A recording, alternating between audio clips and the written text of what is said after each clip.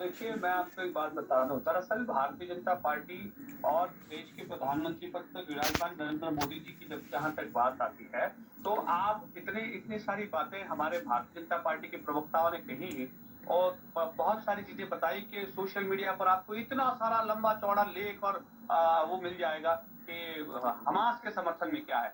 मैं ये कह रहा हूँ कि जरा 25-50 ट्वीट उनके भी निकाल देते। अगर विपक्ष वालों के निकाले तो भारतीय जनता पार्टी के या उसकी भगिनी संस्था जो है आरएसएस की और उसकी भगिनी संस्थाओं के ट्वीट निकाल लेते, तब भी आपको समझ में आ जाता कि किस तरीके का वातावरण देश में बना हुआ है। और मुझे लगता है कि ये वातावरण कहीं ना कहीं भारतीय जनता पार्टी इस तरीके का एक नैरेटिव बनाने की कोशिश कर रही है, जिसका असर अंतरराष्ट्रीय स्तर पर दिखाकर देश में राजनीति करने का प्रपंच कर रही है। सवाल मुझे ये बताइए कि आप जो कह रहे हैं नहीं, कि क्या देश नैरेटिव के बनाने की प्रधानमंत्री कोशिश जी ने कर रही है? मैं दानिश जी बड़ा क्लियरली आपसे समझना चाहूंगी। आपने कहा कि भारतीय जनता पार्टी इस देश पे नैरेटिव बना रही है। सर, युद्ध चल रहा है मिडिल ईस्ट में, इजराइल और हमास के बीच का मसला है। इसे देश का मसला बनाने की कोशिश क्यों कर रहे हैं आप लोग? क्या नैरेटिव चला रहे हैं शिवम त्यागी जी, ताकि मैं अभी के अभी सवाल पूछूं और क्लियर करूं? 10 सेकेंड और 10 सेकेंड बोले दानिश जी। देखिए, मैं आपको बताऊं, गुजरात में अहमदाबाद की बात करें तो यहाँ गुजरात भारतीय जनता पार्टी की सत्ता है। यहाँ हमने फलस्तीन के समर्थन में एक प्रोग्राम बनाया था। आप जानकर हैरान हो जाएंगे कि हमें परमिशन नहीं दी गई और बाकायदा डिटेन करके बिठा दिया गया। तो ये तरीका है ना? ये बताइए, भारत का स्टैंड बिल्कुल साफ है, देश के प्रधानमंत्री का स्टैंड बिल्कुल साफ है। हमने वो करना, धरना प्रदर्शन करना चाहा तो रोकने की इजाजत, पाबंदी लगा दी गई, इजाजत नहीं दी गई। तो ये तरीके हैं इनके। मतलब आप देखिए उनकी करनी और कथनी आपको समझ मेरे आज की बात HHAQ के साथ मुकाबला में आज ऐसे एंकरों के सवाल और सरकार के पक्ष में जवाब ये साबित करते हैं कि विनाश काले विपरीत बुद्धि। लड़ाई हमास और इजराइल की हो रही है और बात अगर जो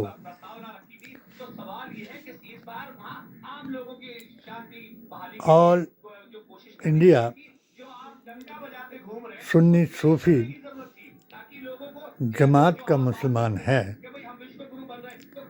और जो वर्ल्ड का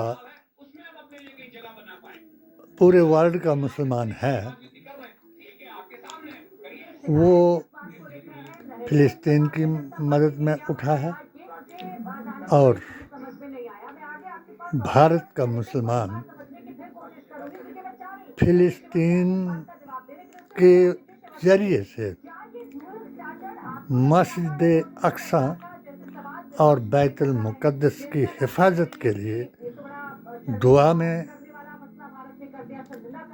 शामिल है और ये दुआ करता है कि इन सब लोगों को जो गीता के श्लोक के मुताबिक जिनका दिमाग फिर गया है और उन्होंने इसको एक राजनीतिक मुद्दा बना करके भारत में एक नैरेटिव सेट कर लिया है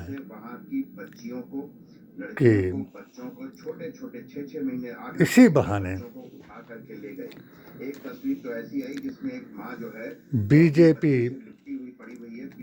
सत्ता में आए और हिंदुत्व जो है वो हिंदू राष्ट्र बनाए। जहाँ तक डराना, धमकाना, उलझाना, ये आज सर्वोच्च पदों पर बैठे हुए प्रधानमंत्री जी, गृह मंत्री जी,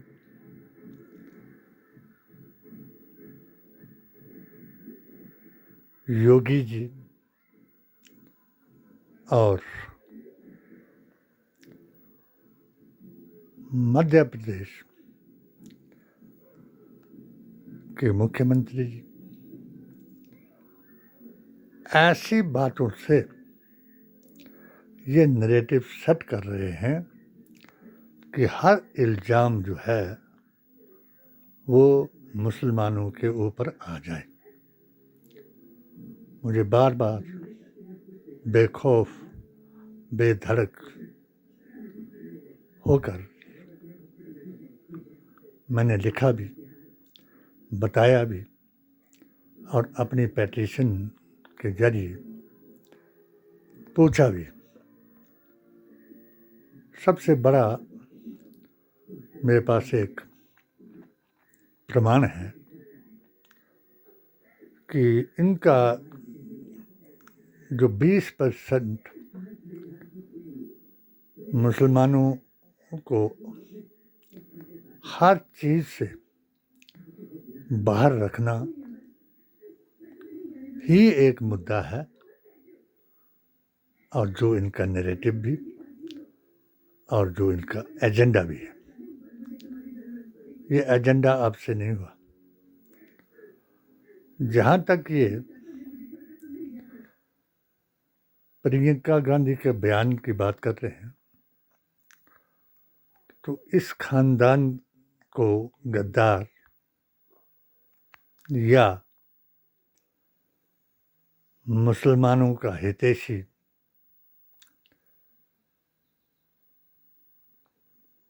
बताने वाला क्या है वो आप स्वयं अंदाजा लगा लें।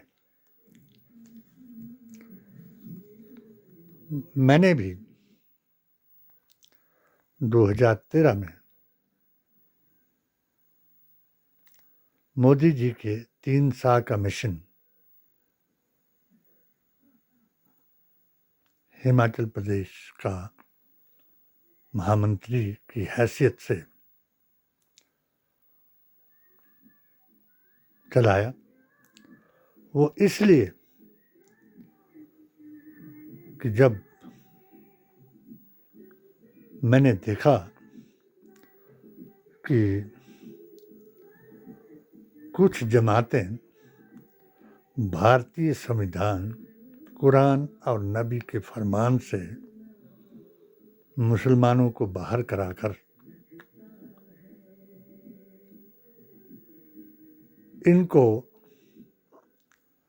औहदे, औरत और पैसे के लिए एक मुद्दा जो इनका है, गुप्त एजेंडा जो इनका है, उसको एलाइज करना चाहती हैं, जिसका मैं एक साक्षात प्रमाण हूँ।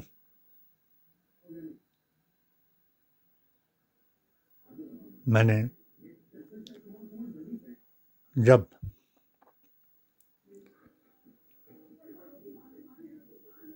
2019 में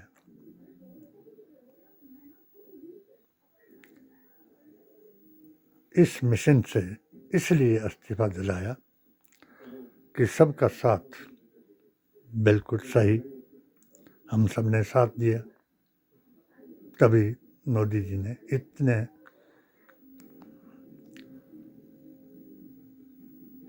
MLAs, MPs को बनाकर विधानसभाओं में और लोकसभा में बिठा दिया।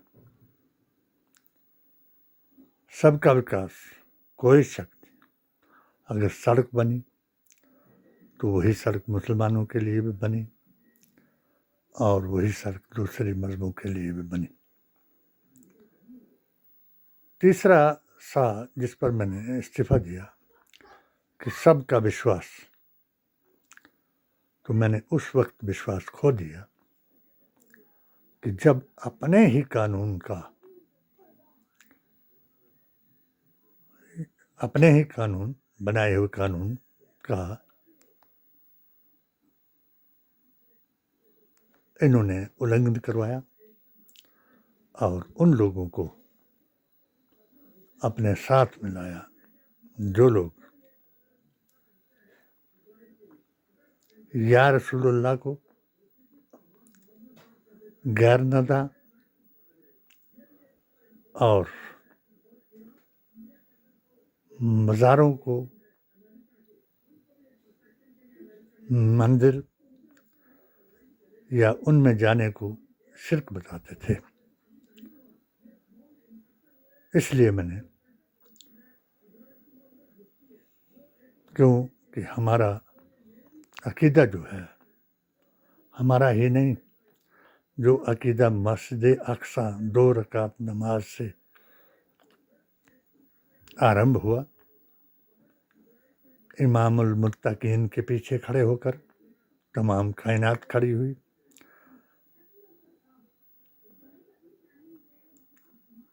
अंबिया खड़े हुए, जिन्नात खड़े हुए, देव खड़े हुए और तमाम शय खड़ी हुई और आपको अब्देही का दर्जा दे करके।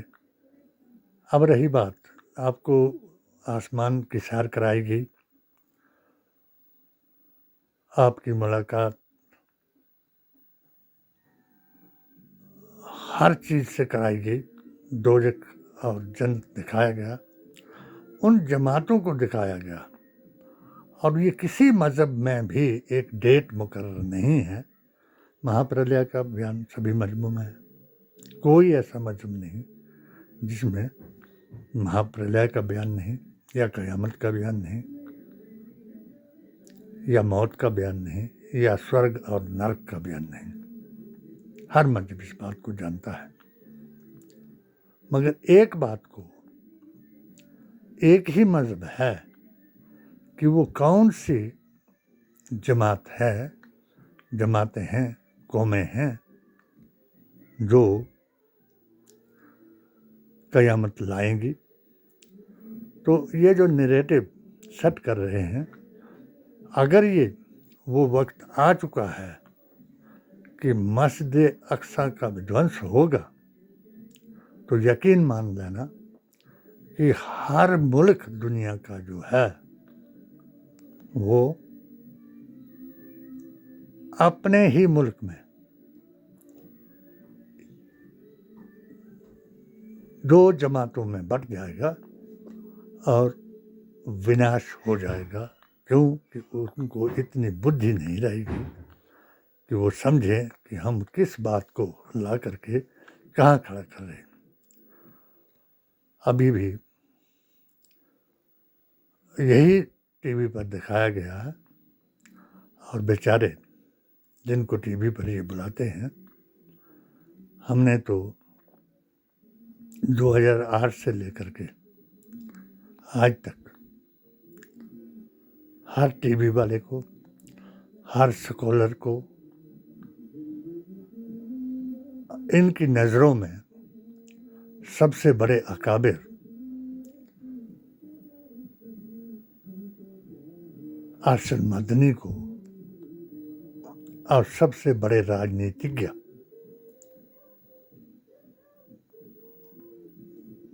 ओवैसी को बताया। इनका बताने का एक ही कारण है कि ये भी इनका एक नैरेटिव है, ताकि ये अपने भाषणों से उन जमातों को गुमराह कर दें जो क़यामत लाने वाली हैं। कि जैसे ओवैसी जी कह दें कि भाई मैं प्रधानमंत्री बन जाऊं, तो जैसे जिन्ना जी ने कहा था, तो मैं ही मुसलमानों का हमदर्द हूँ। गैर मुक़ल्लिद बद अकीदा क़यामत तक, ये जो वक्त आ रहा है उस तक कभी भी इस ओहदे तक नहीं पहुँचेगा जिसके लिए हजूर अकरम सल्लल्लाहु अलैहि वसल्लम ने कहा कि जब जब भी मेरे दीन पर नाअहल की इक्तदा होगी, तब तब ही आसारे क़यामत नज़र आएंगे, जैसे करबला में आए। और वैसे ही अगर मैं ये कह दूं कि आज ओमास और इज़राइल की जंग में आ रहे हैं, जो लोग असल बारिश हैं वो सताए जा रहे हैं, और उनके लिए पानी बंद किया गया, बिजली, नेट सब कुछ बंद कर दिया गया। तो ये बात कहना, जिन्होंने धर्म की परिभाषा और महाप्रलय के बारे में अगर किन्हीं किताबों से पढ़ा है, किन्हीं से मैं 2 किताबों, एक तो मैंने लिखी हालात हाजरा आसार क़यामत, जो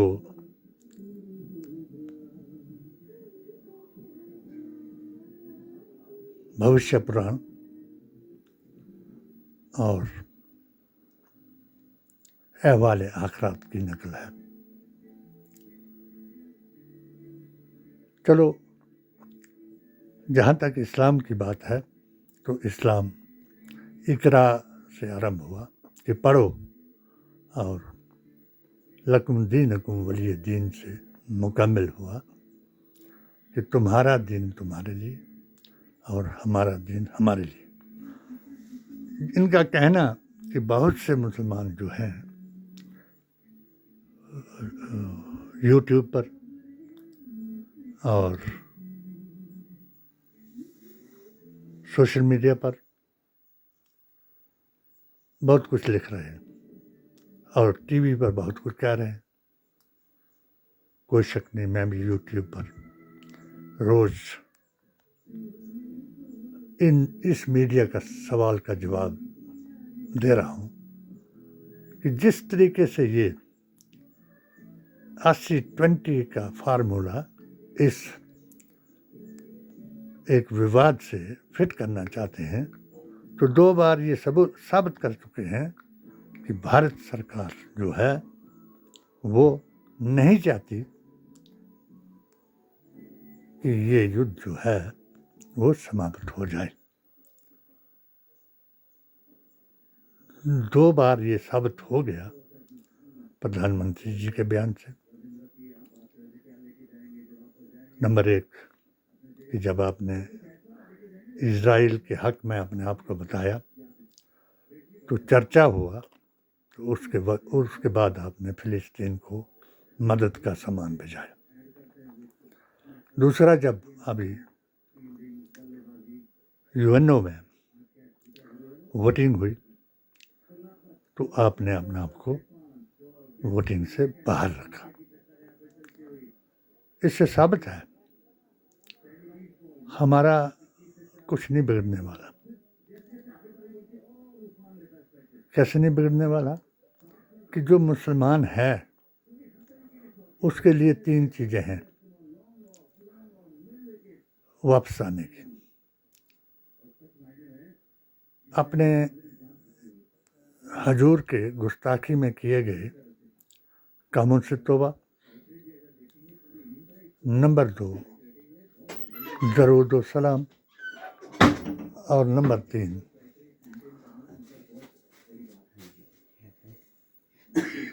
दरूद पाक।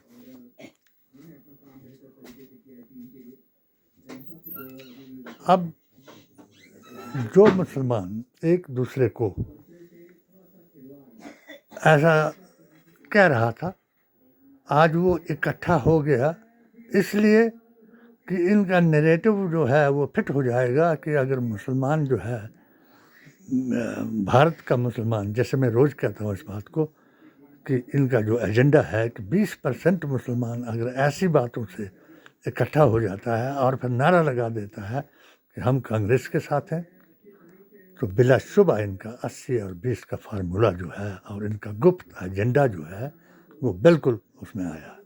मैंने कल भी इसी का जवाब दिया था और मैंने कल भी यही बताया था और मैं बताता भी रहूँगा कि मुसलमानों को, क्योंकि गमगीन जब हो जाए आदमी तो उसको युद्ध की बजाय, लड़ाई की बजाय सब्र करना चाहिए और किसी की तरफदारी की बजाय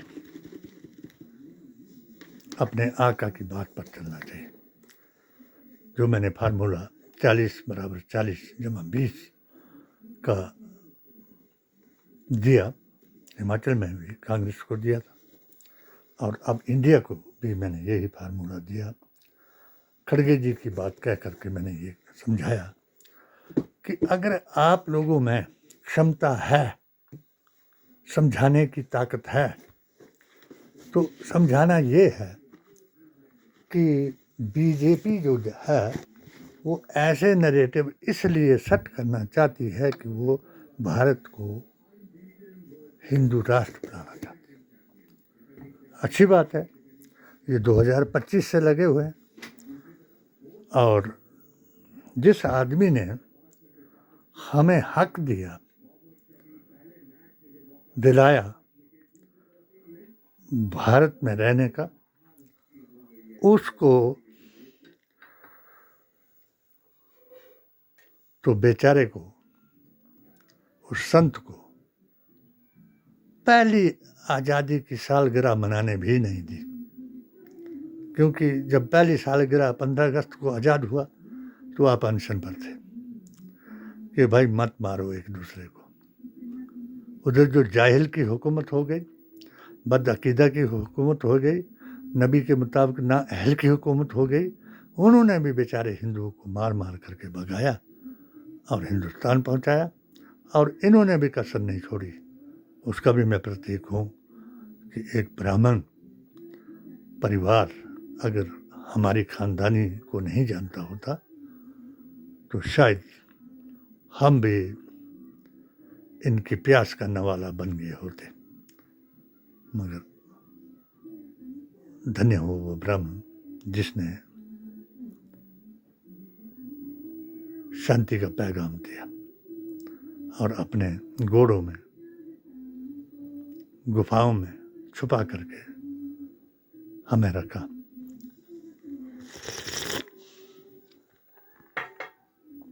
यह कोई अपनी बड़ाई करने की बात नहीं है या नफरत फैलाने की बात नहीं। सबसे बड़ी बात यह है कि जिस तरीके से इनके 3 विंग कार्य कर रहे हैं, नंबर 1 अयोध्या पर वेदांती जी महाराज का विंग, और आरएसएस पर इनका इंद्रेश जी का, और हिंदुत्व पर मोहन भागवत जी का। मुझे ये सौभाग्य मिला कि मैंने अपनी किताब के जरिए से इन तीनों से साक्षात किया, और जो मेरे संविधान और किताब में लिखा था वो इनको बयान किया। और मुझे हैरानी हो जाती है कि जब लोग आरएसएस की बुराई करते हैं तो पिछले इतिहास को देख करके तो मुझे कोई हैरानी नहीं होती कि मुसलमानों से, अगर मुसलमानों के बचाने के लिए और उनको संवैधानिक हक दिलाने के लिए महात्मा गांधी ने, जवाहरलाल नेहरू ने और डॉक्टर अंबेडकर ने समान अधिकार धार्मिक दिलाया गया, और जो जमात नहीं देना चाहती थी और जो आज सत्ता में है उसको सरदार पटेल जी ने बैन किया। अब जिस आदमी को बांध के रखा जाए, और बांधा किस लिए कि वो किसी को मारे ना, काटे ना, इसलिए उसको बांध के रखते हैं। जिसको बांध करके रखा गया वो छूट जाए और फिर छूट करके वो सत्ता में आ जाए तो फिर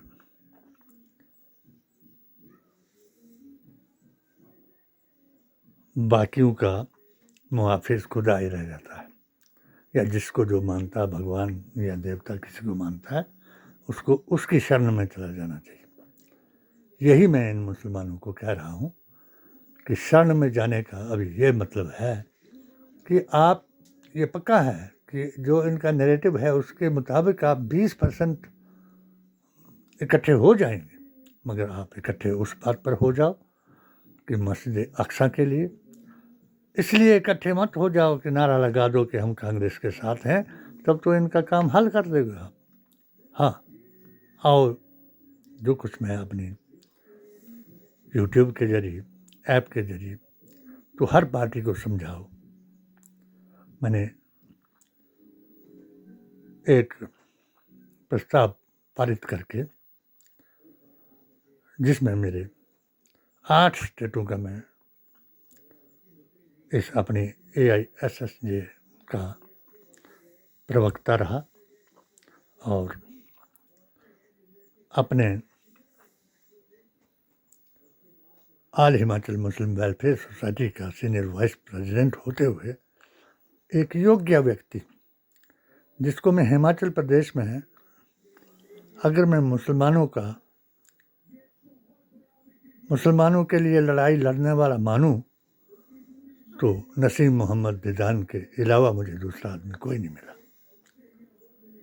बहुत मिले, IAS मिले, HAS मिले, जिन्होंने मेरे सुझावों को माना भी, मगर वो बेचारे मजबूर थे कि दीदान जी की तरह कोई दूसरा नहीं। जब ये हिंदू मुस्लिम का शुरू हुआ कार्य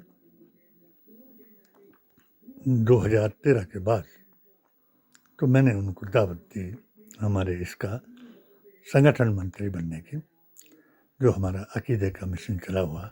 अभी हमारे पीर साहब मेरे साथ जुड़े, हसनी भी और हुसैनी भी। उन्होंने कहा कि हम राजनीति से कोई मतलब नहीं रखते। मैंने उनको एक ही जवाब दिया कि मुझे आपको राजनीति में घसीट कर किसी ओहदे की ज़रूरत नहीं है कि आप मेरी सिफारिश करें। हाँ, आप वो दुआ करें मेरे हक़ में कि जो आकाए दो जहाँ रसूलुल्लाह सल्लल्लाहु अलैहि वसल्लम आपके नाना थे, जिस आपके नाना ने जो उम्मत को ड्यूटी दी है आप उसको करो, हमारे हक़ में दुआ करो। इसलिए मैंने सुखविंदर सिंह सुक्खू जी को भी लिखा और गहलोत जी को भी मैंने सादर लिखा कि डरने की ज़रूरत नहीं। जो ये कह रहे हैं, इनके 3 हथियार हैं। एक हथियार है इनका ये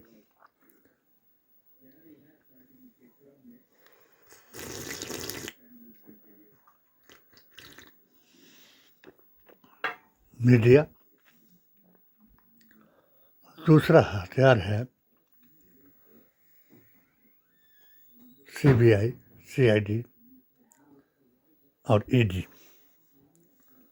और तीसरा हथियार है इनका कि जो इनके पक्ष में, वो भी ज़्यादा नहीं है, साधु संत हैं और जो सनातन की परिभाषा गलत कर रहे हैं और हिंदुत्व को ही सनातन बता रहे हैं। ऐसा बिल्कुल नहीं है। किसी वेद पुराण गीता ग्रंथ से आप साबित नहीं कर सकते कि वहाबियत और हिंदुत्व कोई धर्म है। ये कोई धर्म नहीं, ये वो धर्म है कि जो धर्म के नाम पर अधर्म करता है, और जो ये कर रहे हैं। अब किसी के लड़के को पकड़ लाना, किसी के भाई को पकड़ लाना, तो ऐसा इनको अंदरूनी तौर पर ये शिक्षा दी जाती है और इनके सब लोग ऐसा करने वाले रेंटेड हैं। मैं गारंटी से कह सकता हूँ कि कोई मुसलमान अपने नबी के हुक्म को छोड़ करके, हजूर ने कहा कि तुम किसी के भगवान को गाली मत निकालो ताकि तुम्हारे सच्चे भगवान को ये गाली निकालें। इन्होंने किराए पर लेकर के कुछ सिर फिरों को मंदिर में जाकर के नमाज पढ़वा दी, कुछ को मज़ारों के कपड़े जला दिए और कुछ मज़ारों के मज़ार बना दिए और कुछ मज़ारों के नाम बदल करके दूसरे रखा दिए। क्योंकि नाम बदलने का इनका जो धंधा है वो इसलिए कि ये 1000 साल पीछे जा रहे हैं। उसके बाद हिंदू संस्कृति के मुताबिक पाषाण युग से भी ये 6ठी शताब्दी में जा रहे हैं। तो गहलोत जी से मैंने ये निवेदन किया था कि इंशाल्लाह अगर ओवैसी जी और इनकी बी टीम जो है, मुझे खैर उस वक्त नहीं मरवा सके मुझे हिमाचल प्रदेश में और ना ही JNK में, जबकि मैं इनके ही लोगों से मुकाबला करता रहा। तो अब मुझे इनसे कोई डर नहीं है और हम अपने फिराने पीर जनाब दस्तगीर के पास राजस्थान में भी जाएंगे और दिल्ली में जिस तरीके से हमने पीर नजमुद्दीन औलिया रहमतुल्लाह अलैह से दरख्वास्त की थी उस वक्त केजरीवाल के लिए, उसी तरीके से हम फिर बीजेपी छोड़ो, देश को जोड़ो, संविधान बचाओ और अपना ईमान बचाओ अभियान चलाए हुए हैं। मैंने अपने पीरों को कहा कि आपका पॉलिटिकली कोई मुझे लाभ नहीं है, मगर एक बात, अगर मैं आपके नाना का हुक्म बजा रहा हूँ तो आपके नाना आपसे ज़रूर पूछेंगे कि जब एक शख्स आपके नाना का हुक्म बजाता हुआ आपके पास JNK में पहुंचा तो आपने क्या, आपको मैं नहीं पूछूंगा कि आपने क्यों ये काम नहीं किया।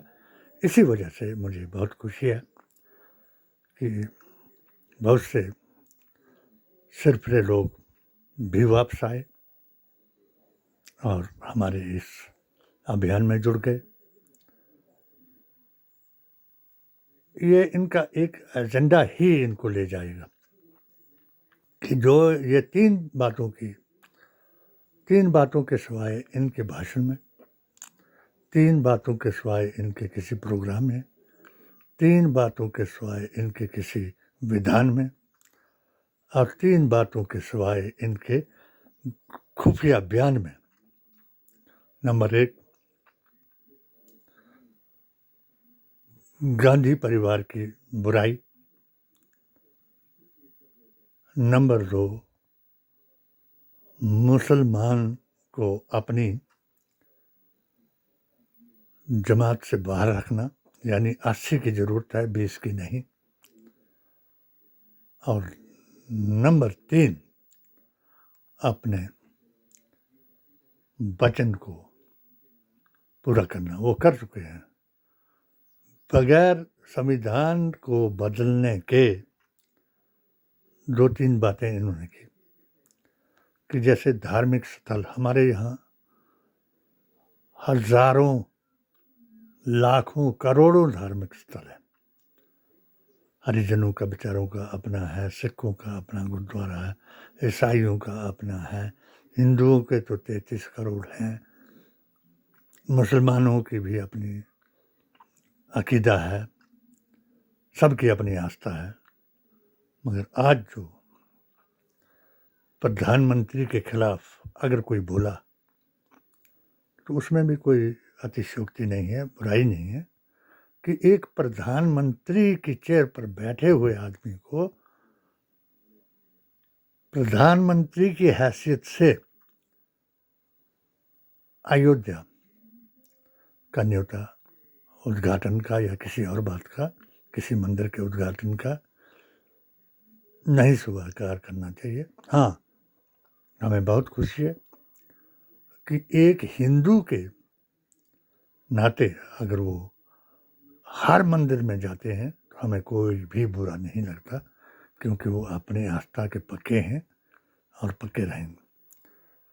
मगर हिंदू तो उनको अपने मंदिरों का उद्घाटन कराने के लिए ले जाएंगे, तो क्या हम ईद मिलाद मनाने के लिए उनको बुलाएंगे? या जन्माष्टमी में अपने तरीके से अगर हिंदू मना रहे हैं तो क्या हम यौम शहादत नहीं मना पाएंगे? यही मेरा एक मुसलमानों से ये आग्रह है कि सब्र,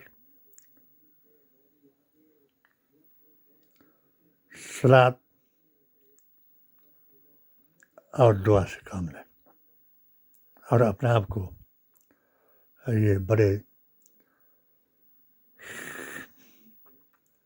जैसे आपको बड़े खिताब दे करके ये टीवी पर बुलाते हैं, तो अगर आपने इस्लाम के बारे में कोई बयान करना है तो कम से कम इस्लाम की किसी किताब से उसका रेफरेंस दिया करें।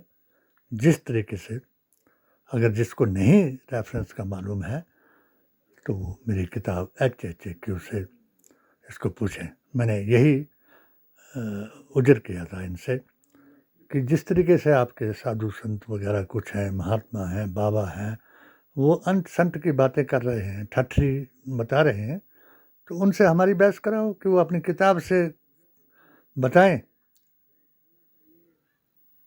कुटुम्बकम का अर्थ, कि वहाँ हिंदू का ही कुटुम्ब लिखा हुआ है या तमाम का है। राम ने तो भेलनी के जूठे बेर खाए, और आप उन लोगों पर, जिस जाति के लोगों के बीच मीठे बेर खाए, उन पर पेशाब कर रहे हो। आप बलात्कार से हरिजनों औरतों के वटीबेरे तोड़वा रहे हो, और आप बिल्किस जैसी 13 आदमियों ने जिसके साथ बलात्कार किया, उसके मुलजिमों को फूलमाला पहना रहे हो। कोई ताकत नहीं, जो लोग डर रहे हैं मौत से और जो लोग ईडी और उससे डर रहे हैं, ईडी इनके पास ही नहीं है। ईडी सरकार की होती है। अच्छा कर रही है सरकार, जो ये कहते हैं वैसे करते हैं ये बेचारे। ये इनको तोते कहते थे कांग्रेस के, और अब मैं तो इनको वर्कर कहता हूँ बीजेपी का, क्योंकि मैंने भी बोला, जब मैंने विजिलेंस की इंक्वायरी कराई तो मेरे अपने परिवार को डरा करके मुझे उनसे भी बाहर करवाया। ये इनकी नीति है। मैं अभी भी शहादत के लिए तैयार हूँ, और इंशाअल्लाह ताला अगर माननीय मुख्यमंत्री हमारी इस प्रस्ताव को मानते हैं तो, और गहलोत जी, हम सुरक्षा की बात नहीं कर रहे हैं कि आप हमारी सुरक्षा करो, सुरक्षा आप अपनी करो। क्यों कि अभी ऑफिसर जो है, वो सच्चा ऑफिसर जो है वो बदल चुका है, सच्चा जज जो है वो बदल चुका है, सच्चा वकील जो है वो बदल चुका है, और ज़माना बदल चुका है। अब ज़मीन पर आप चलोगे, हमारी इस मिशन की, हमारी भी CBI है, हमारी भी CID है, कि हम अपने अपने अकाबिरों को हर स्टेट में फ़ोन करते हैं और उन्हें भी सजेशन देते हैं कि हमें क्या करना है। मेरा ओवैसी जी से, हमें खतरा ओवैसी से है, हमें खतरा किसी हिंदू से नहीं है, किसी RSS से नहीं है, किसी BJP से नहीं है। अगर हमें खतरा है तो ओवैसी जैसे B टीम बनने वालों से। अगर ओवैसी राजस्थान में हमें हराने के लिए आते हैं तो इंशाल्लाह हम अपने पीरों और उनको लेकर के अपना मिशन जो है वो पीराने पीर जनाब दस्तगीर के अजमेर से आरंभ करेंगे। मैं इसी के साथ बेधड़क, निडर और निर्भीक होकर के कहते जाओ। अभी एक इंटरव्यू दिखाया बुशरा जी ने, उनका मेरे अकाबिर योग्य पथ प्रदर्शक